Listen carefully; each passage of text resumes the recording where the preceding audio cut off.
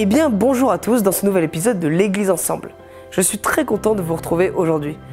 Et aujourd'hui, on se retrouve avec le pasteur Eli Goldi, qui va nous partager une prédication qui a pour titre « Le message des trois anges ». Comme vous savez, si vous avez des questions, je vous invite à les poser dans le chat. Un pasteur y répondra. Je vous dis à tout à l'heure et bon visionnage.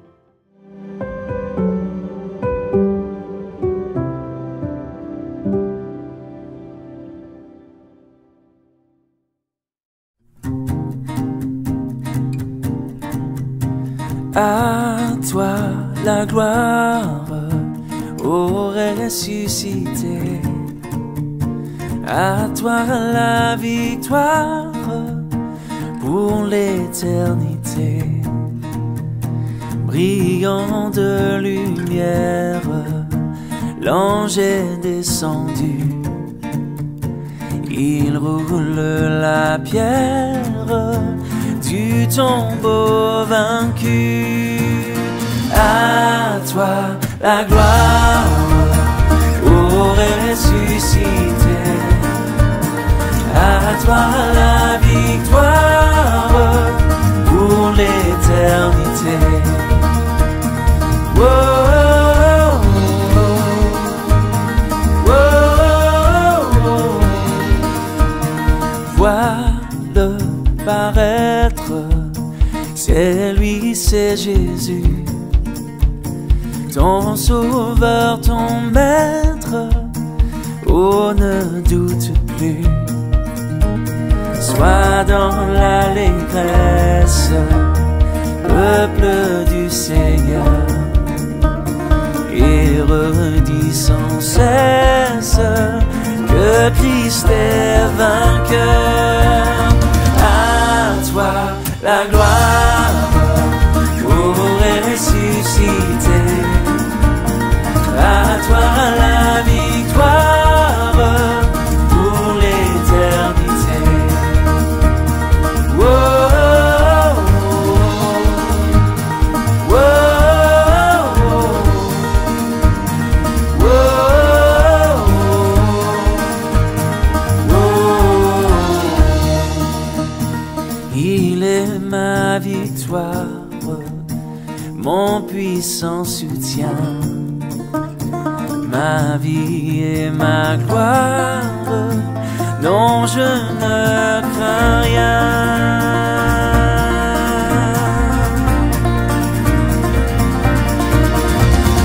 À toi la gloire, ô ressuscité. À toi la victoire pour l'éternité. Oh, à toi la gloire, ô ressuscité. À toi la victoire pour l'éternité. Oh,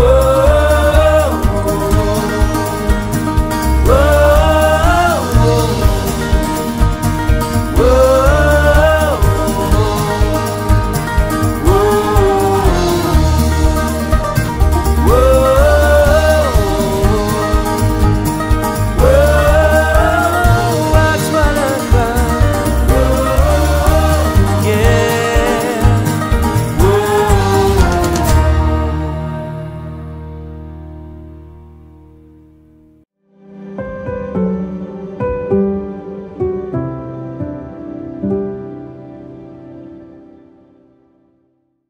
Lors de notre première réflexion sur le 14e chapitre du livre de l'Apocalypse, nous nous sommes arrêtés sur le message du premier ange. Aujourd'hui, je vous propose que nous regardions le message du deuxième ange, celui que nous trouvons au verset 8. Il y a les trois anges et leur message. Et le message que nous verrons ce matin est à la fois le plus court,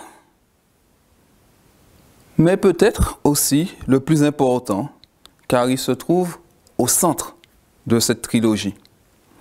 Mais avant tout, rappelons-nous le contexte. Jean dit un autre, un second. Ce n'est donc pas le même ange. Mais Jean poursuit en disant que cette ange suit le premier.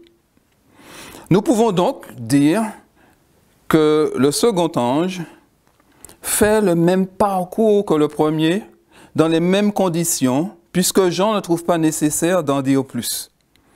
Nous pouvons donc penser que, comme le premier, cet ange vole par le milieu du ciel, de façon à atteindre sa cible.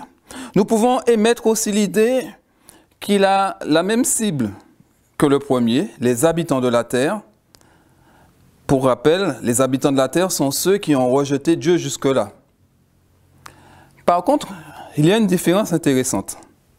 Ce deuxième ange ne s'exprime pas d'une voix forte. Le message précédent, que nous avons déjà vu, et le suivant, que nous verrons une fois prochaine, s'expriment tous les deux d'une voix forte. Pourquoi pas celui-ci? Est-ce à dire que ce n'est pas un message d'urgence? Je ne le crois pas. Je vois le fait que ce message ne soit pas indiqué comme étant donné d'une voix forte, comme une attitude mitigée. Qu'y a-t-il dans le cœur de l'ange qui exprime ce message? Rappelons-nous que les prophéties sont aussi là pour nous révéler ce qu'il y a dans le cœur. D'un côté, cet ange, il est dans la joie de voir tomber Babylone, de voir que cet ensemble de tromperies est dévoilé et de pouvoir se dire qu'à partir de cette chute, ceux qui continuent sans se repentir le font désormais en connaissance de cause. De l'autre, une attitude un peu peut-être triste de voir combien cette Babylone a impacté toutes les nations et que tant d'âmes soient touchées par son influence néfaste. Rempli de l'amour de Dieu, l'ange ne peut pas se réjouir de la délivrance qu'il apporte aux uns sans avoir en arrière-pensée, à la pensée, la destruction qu'il proclame aux autres. Regardons ce message de plus près. Elle est tombée, Babylone la grande, qui a abreuvé toutes les nations du vin de la fureur de son impudicité. Ce message est l'annonce d'une chute. Qui est tombé? C'est Babylone la grande. Quelle est cette Babylone la grande dont la chute est annoncée ici? Nous pourrions penser à la capitale du royaume de Nebuchadnezzar.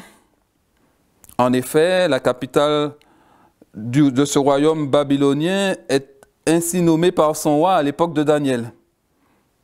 Mais un problème se dresse devant nous si nous pensons à cette capitale.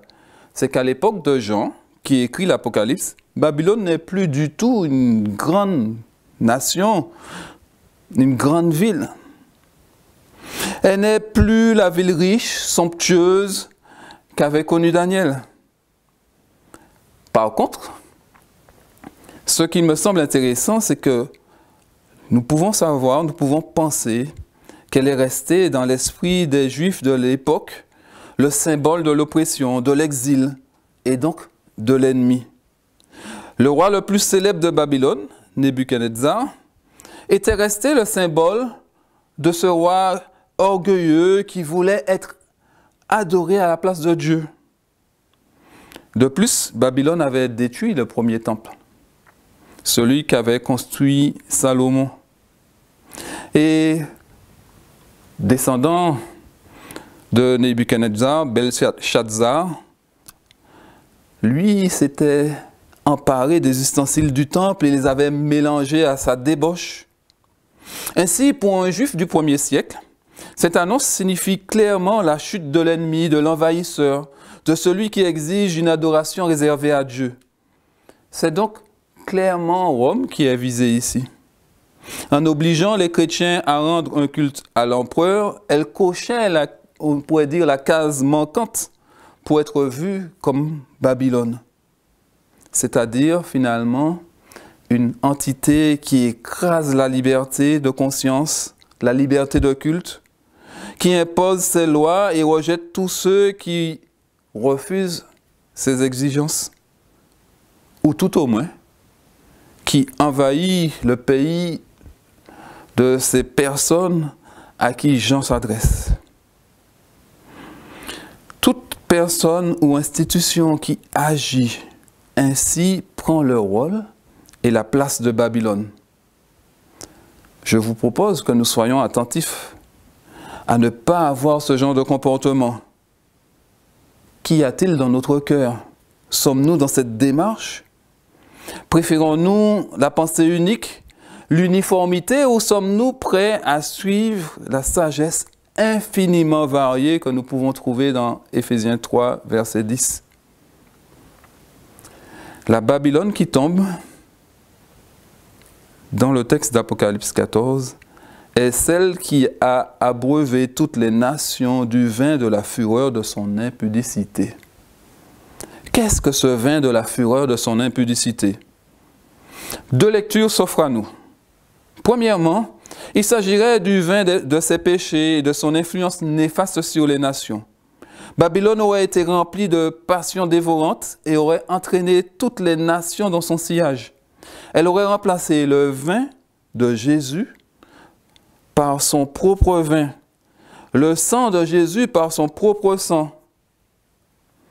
Deutéronome 32, verset 14, à la fin du verset, dit « Et tu as bu le sang du raisin, le vin », ce qui nous fait penser à cette idée.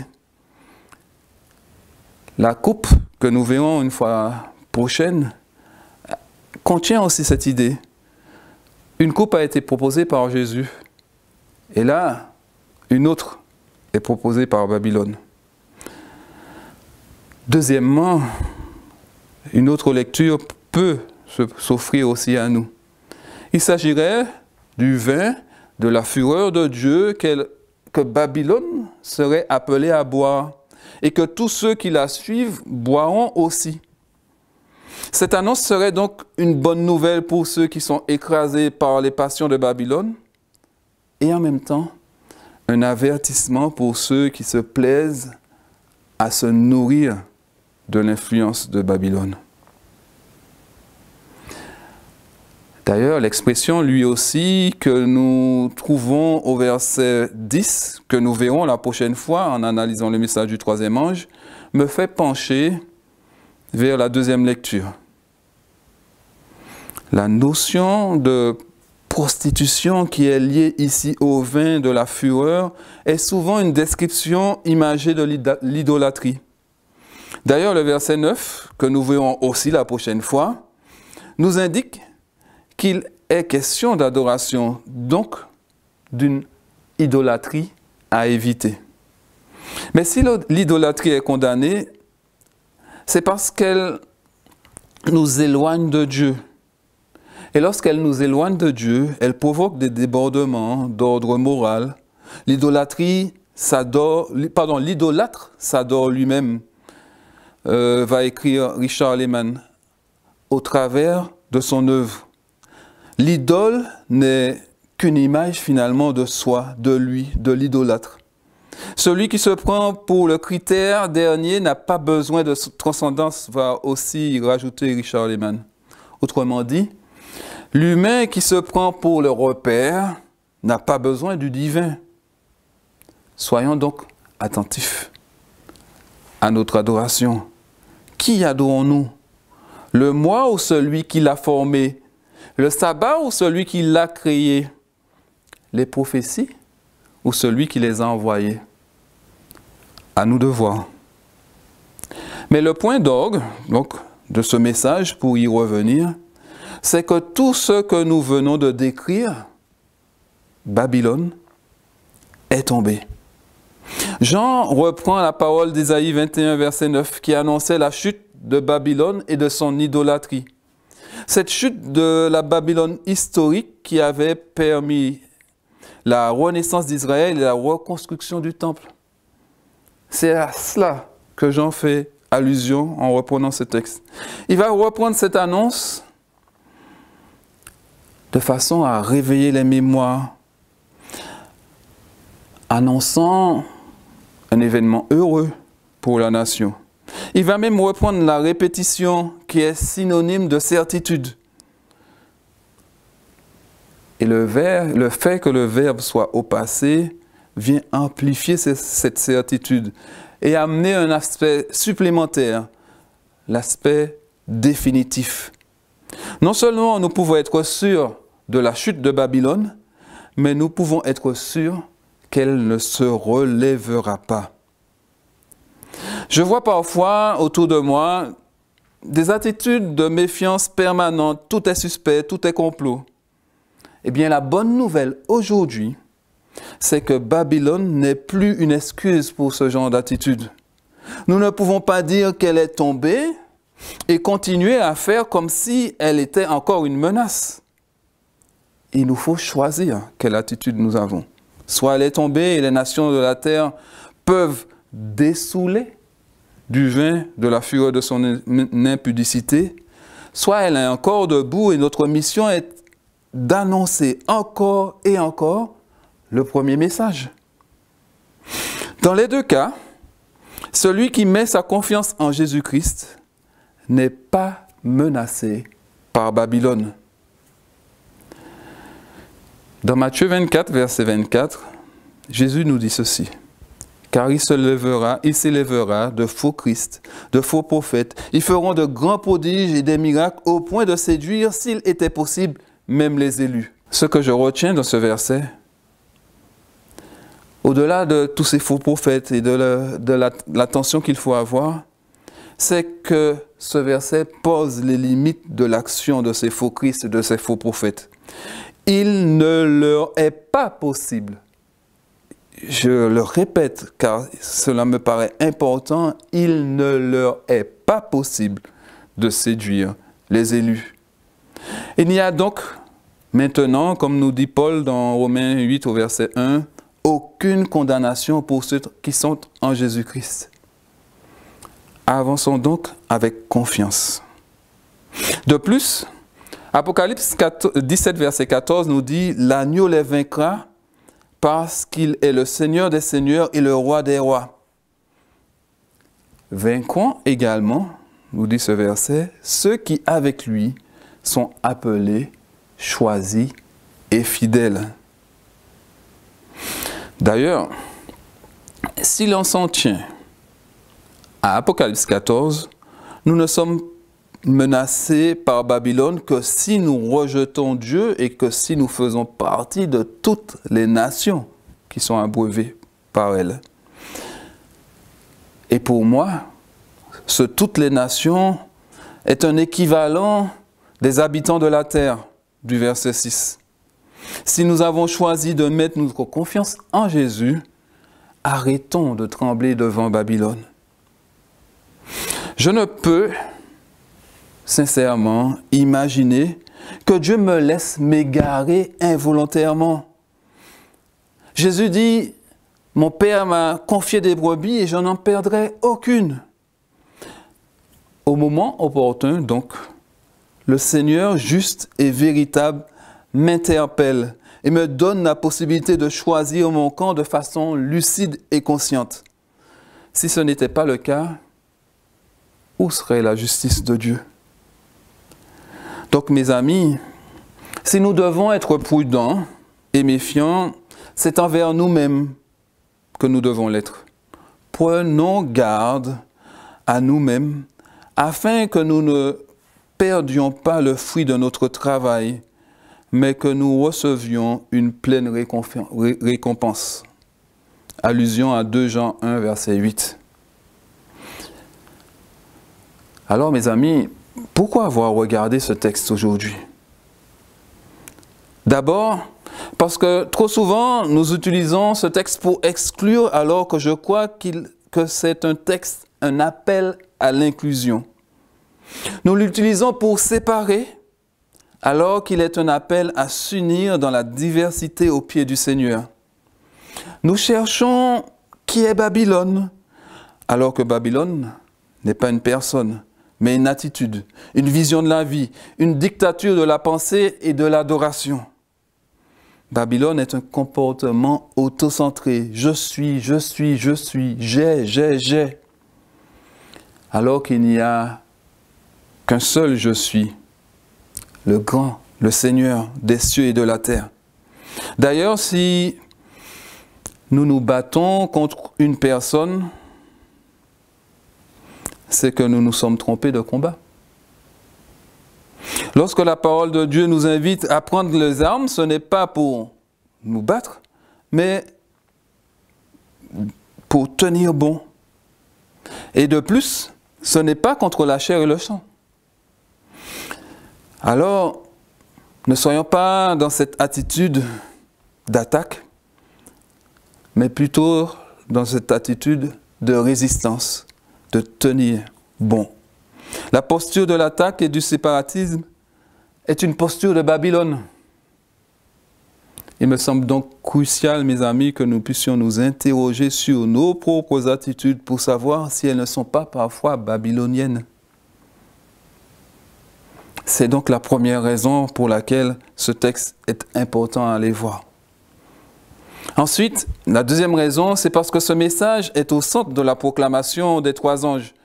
Et je crois que sa place, sa centralité témoigne de son importance. Si le message du deuxième ange n'est pas prêché, celui du premier finalement est incomplet. Et celui du troisième, incompréhensible. D'ailleurs, ce texte n'est pas sans rappeler la notion de Trinité. 3 proclamations pour un message comme 3 personnes pour un seul Dieu. De plus, il me semble indispensable de revoir ces textes régulièrement afin de nous les approprier et de pouvoir les transmettre de façon à ce qu'ils soient à portée de tous, à la portée de tous. Plus nous les verrons souvent, plus nous pourrons nous rendre compte de ce que ce ne sont pas des textes réservés à des spécialistes. D'ailleurs, s'ils étaient réservés à des spécialistes, comment pourrions-nous remplir notre mission de les proclamer autour de nous? Nous manquerions certainement cette proclamation.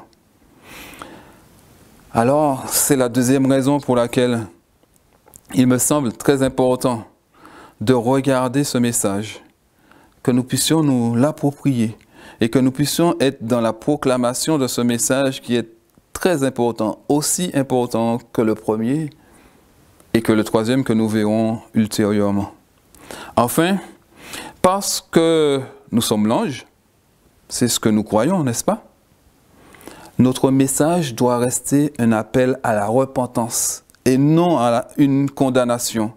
Ce message est à la fois une source d'espérance pour le croyant, celui qui a accepté Dieu dans sa vie, et un appel à la repentance pour l'ignorant, celui qui ne sait pas encore ce qui se joue et qui attend de l'entendre. Il est aussi un avertissement pour l'incroyant, celui qui refuse l'appel divin jusqu'à présent. Ici donc, ce qui me semble capital, c'est que nous puissions rester dans notre rôle, dans notre place d'ange, afin de délivrer le message tel qu'il nous a été donné.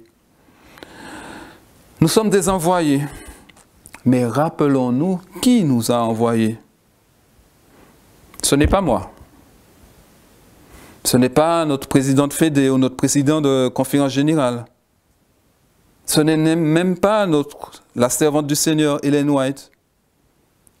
C'est le Seigneur des cieux et de la terre qui nous envoie. Restons donc fidèles à son caractère, en suivant ses commandements et en étant des anges qui propagent le message de fidélité et d'amour qu'il veut transmettre à notre société. À chaque fois que nous revêtons le caractère de notre Dieu, que nous laissons couler le sang de Jésus dans nos veines, nous faisons chuter Babylone et nous sommes parfaitement dans notre rôle. Voilà donc la troisième et dernière raison pour laquelle nous devons nous pencher sur ces textes. Pouvoir vivre et remplir pleinement, accomplir pleinement notre mission. La façon dont nous accomplirons cette mission, cette tâche, indiquera, elle aussi, ce que nous avons dans nos cœurs, ce que la prophétie met dans nos cœurs, la façon dont elle remplit nos vies. Amen. Merci à Eli Yoldi pour ce temps de partage. Comme vous le savez, vous pouvez donner vos offrandes en cliquant dans le lien qui se trouve en description. Je vous dis bon sabbat et à la semaine prochaine.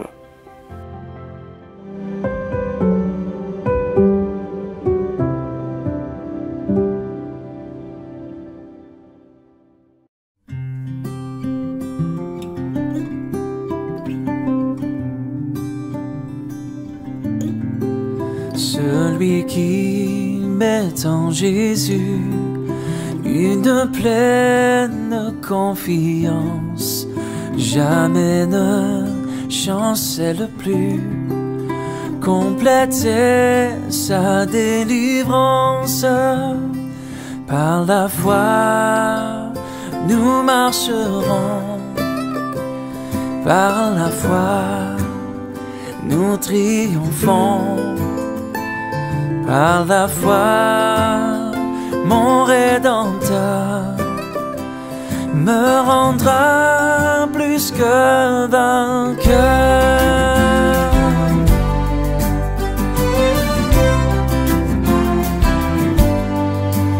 Dans les jours d'adversité, quand tu sens gronder l'orage, regardant sécurité, attristé, reprends courage.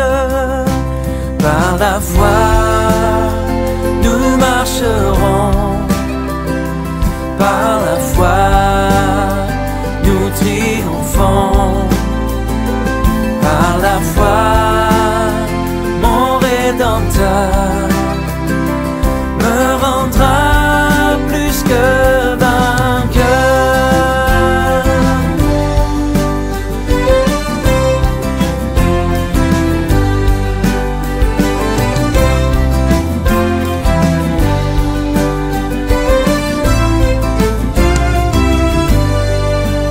Par la foi, je marcherai en comptant sur ses promesses. Par lui, je triompherai en tout temps de mes détresses. Par la foi,